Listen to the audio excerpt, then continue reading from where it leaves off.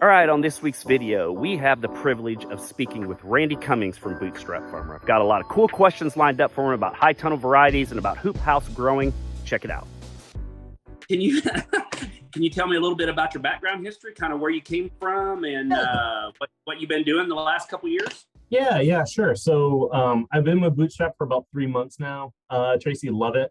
Definitely feels like home. But for 10 years before that, I worked for a nationally known seed company working with commercial scale growers. So first couple of years, I worked with Canadian growers and helping them kind of grow in their shorter season and try to help them find ways to kind of extend their season in the winter months. And then a few years after that, got assigned a new sales territory for that seed company, working with growers mainly in the Southwest and Central US.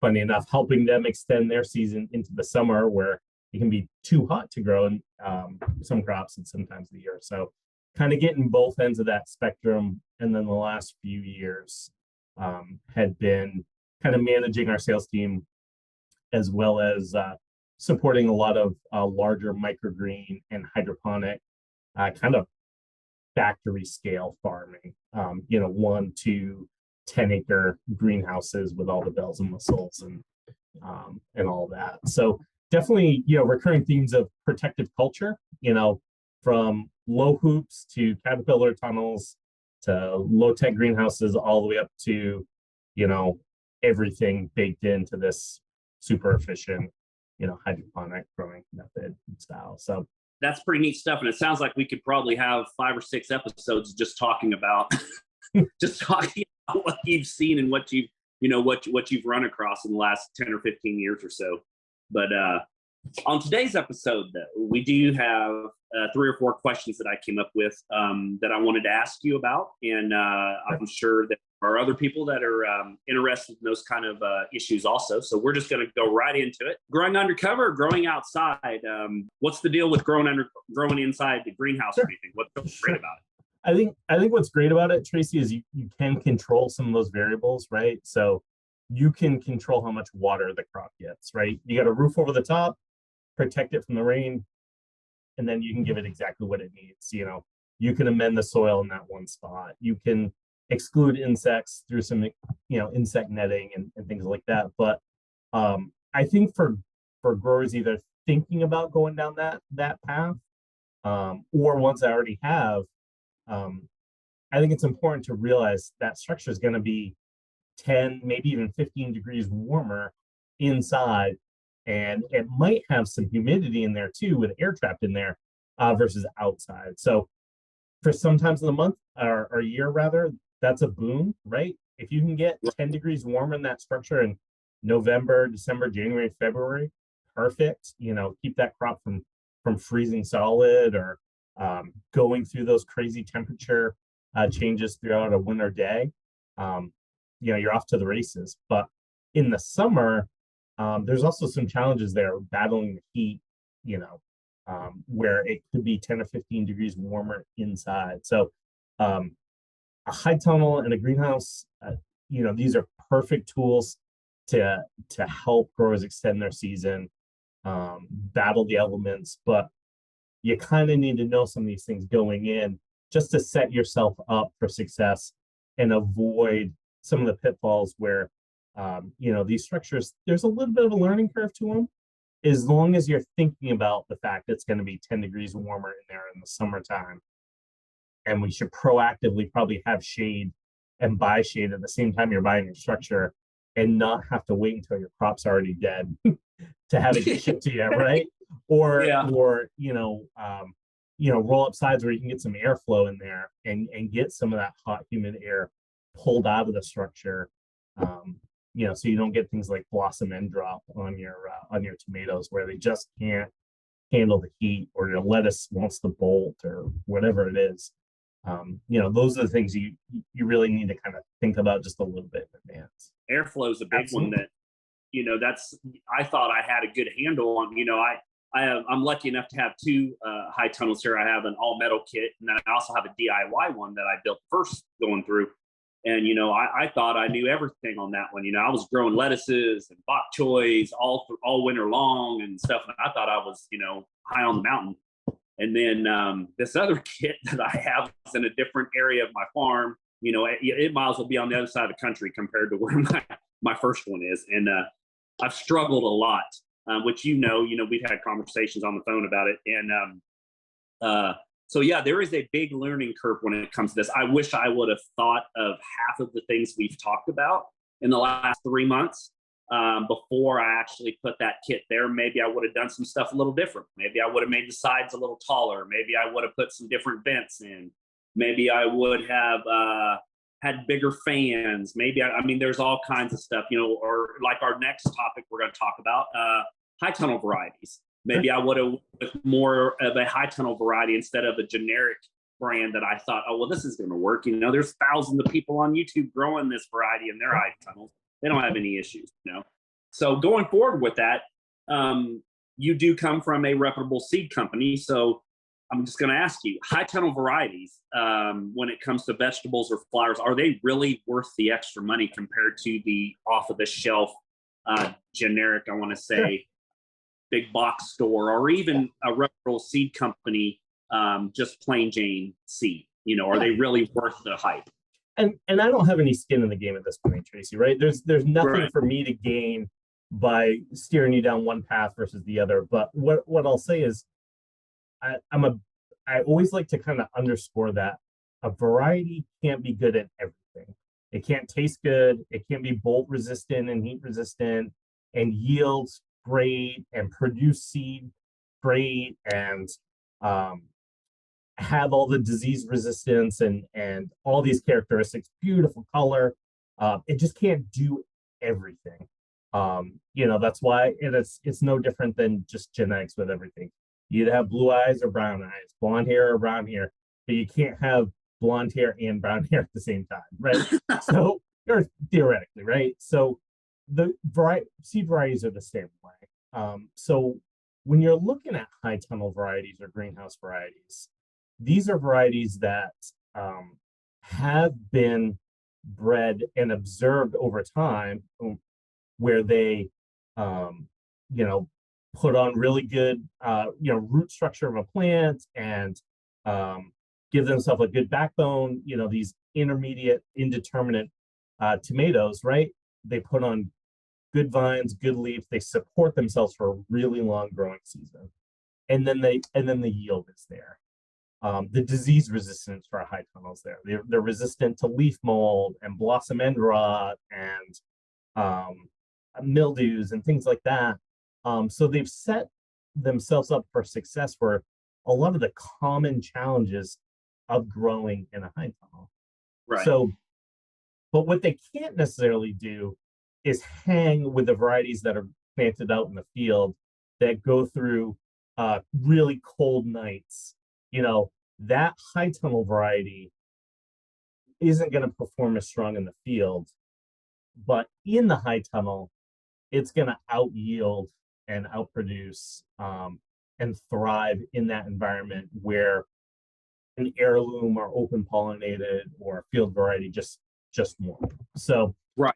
That's what you're looking at with those genetics. You're looking at varieties that have the disease resistance of diseases that are commonly found in high tunnels. They may do better on tighter spacing. They may do better when the temperature is more even in there and doesn't fluctuate. So for those reasons, I'm a huge fan of planting varieties that are suited for the high tunnel, have been called out and labeled for the high tunnel in greenhouse. And to me, it's like an insurance policy. You're paying maybe a little bit more for the seed, but you're drastically increasing your yield and your success rate.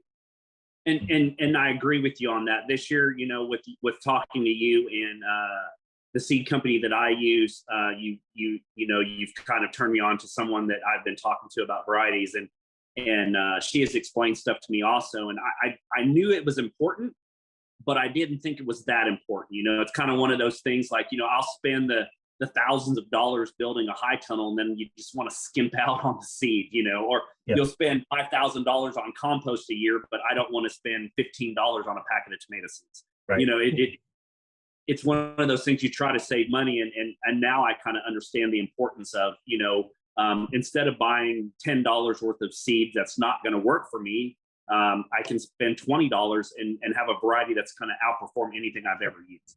And I think that's very important. And yeah, I agree with you 100% on that. Going with that also, since we are kind of in that high tunnel talk right now, what about the other things? Shade cloth, insect netting, drip, overhead watering, anything like that? What do you have to, or kind of like what do you have on those kind of issues? Sure. And I want to just pause just for a second, Tracy, and talk, you know, just a concept I like to impart, going back to the varieties and, you know, stuff that's suited for the greenhouse. A concept I like to talk about is everything in that high tunnel anything you grow on the farm has to pay rent. If it's going to be on your farm and it's going to take time and energy and resources from you, it needs to pay rent. Yes. And that high tunnel or greenhouse, it's an expensive piece of equipment. And you might have lights in there, you may have heat, you may have, you know, dug irrigation lines. And so the real estate is expensive in that high tunnel, right? So when I'm thinking about that, I'm seeing dollar signs per day that crop has to pay for. And so at that point, I'm thinking varieties that can be planted closer together so I can get more plants per square foot in there.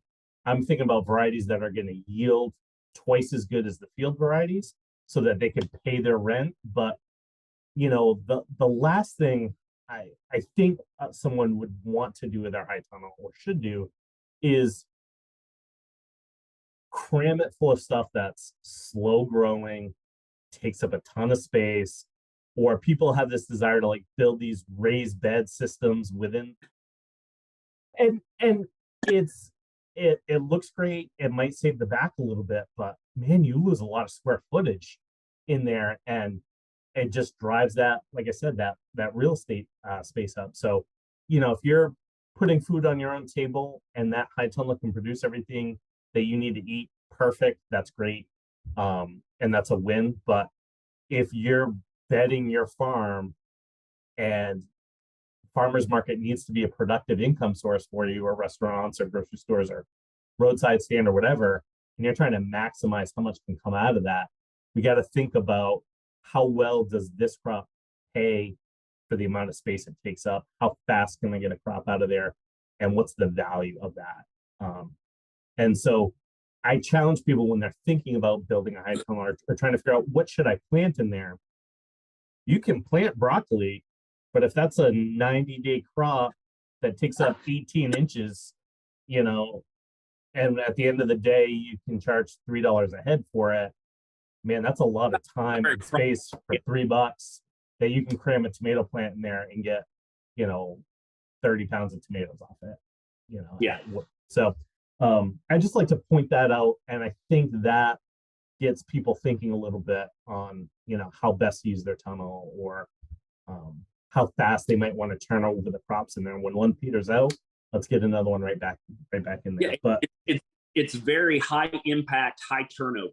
And that's how you make your money. That's why a lot of us do a lot of salanova. We do a lot of lettuce mixes. We do a lot of items like that, because, you know, you're looking at a 50-day, 60-day crop turnover, and you make good money. And the way I look into it also is, if I'm going to be at a farmer's market and I'm going to charge a premium price because my crop deserves a premium price, I want to give a premium product. You know, like you said, you can't grow a high tunnel of broccoli or cauliflower. You wouldn't make any money on it. I need that high tunnel to almost pay itself off in 12 months to be profitable for me, because I'm looking at next year of purchasing another high tunnel to add onto the farm. So if that high tunnel, I go into that mindset, if that high tunnel doesn't at least produce what I need to buy another high tunnel for the next year, then I'm doing something wrong. So I either find a different tomato variety, cucumber variety, or lettuce varieties, whether I need to pay more or a different company. I need to look at that, and what sells in your area. Also, we do a lot of lettuces here. I'm the salad guy. That's what I'm known. I mean, they don't know my name, but they know I'm the salad guy. So it's like when they come to the farmer's market, they know, like, yeah, my daughter was telling me you're the salad guy, and that's because we grow, a couple thousand heads of Salanova and head lettuce all year. Yeah. And so, I push a lot of that out there, but that's also a premium crop for us. And we get a premium price per real estate per head. So there's a lot of geek and a lot of nerdy stuff you've got to put on pen and paper to figure out your costs and see what works for you in your area. I always tell people that everybody's area is different. So it may be potatoes in your area. It may be, everything's going to be a little bit different, but you also got to look at turnover. I can turn over lettuce quicker than I can tomatoes.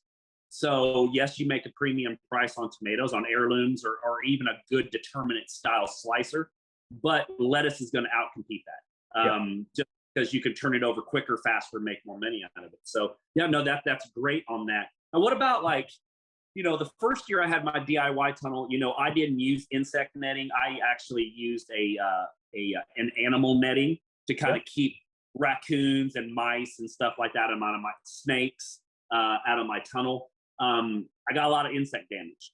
Hornworms, tomato hornworms it's crazy.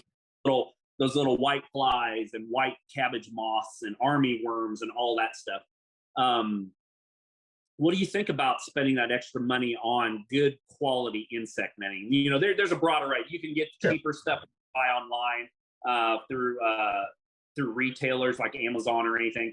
And then there's good quality stuff you can get from Ag Fabric to Bootstrap.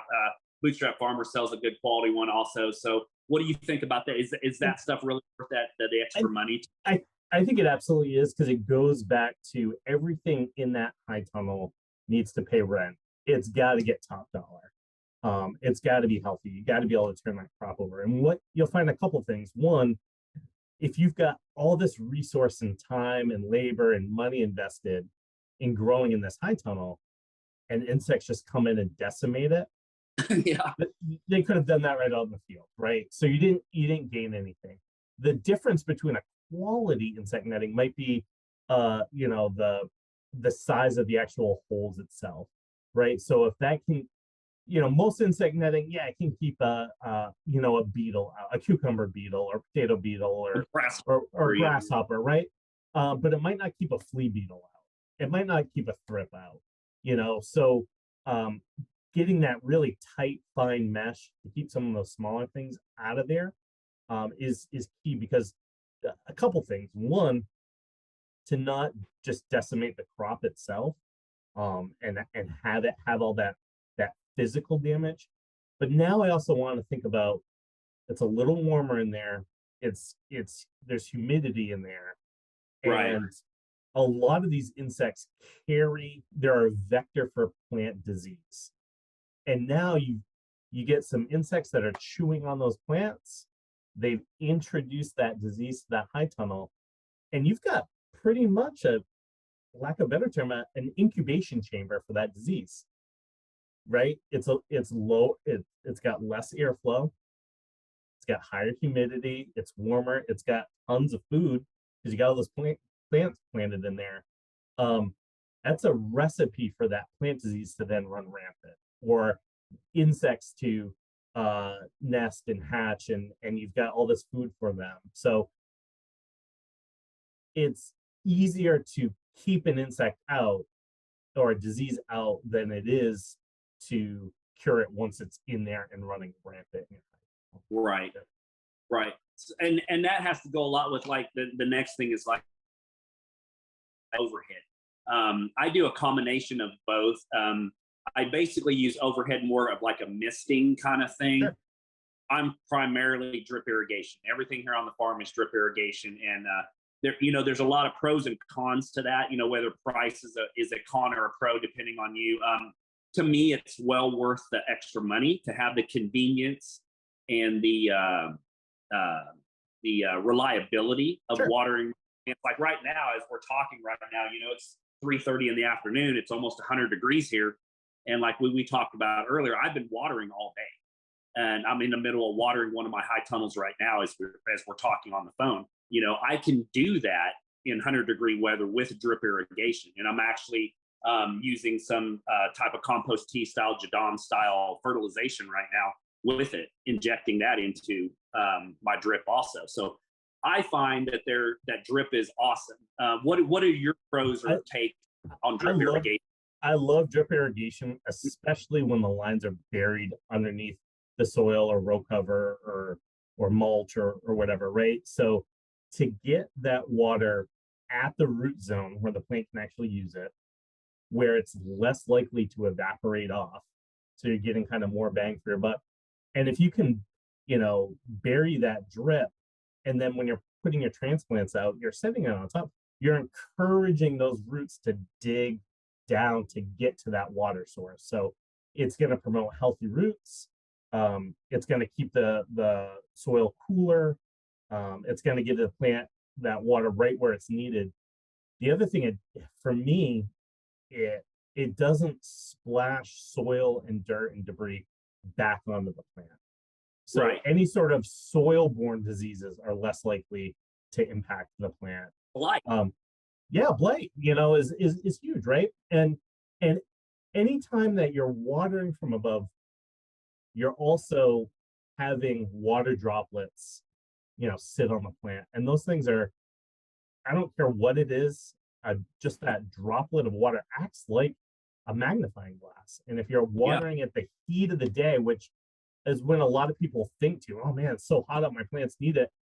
Now you get this magnifying glass sitting on either the inside of your plastic or on this plant, and you can cause burn damage just with the sunlight, reflecting off that water droplet. So for those reasons, it also cuts down on humidity. Again, humidity is more likely to cause and have plant disease thrive.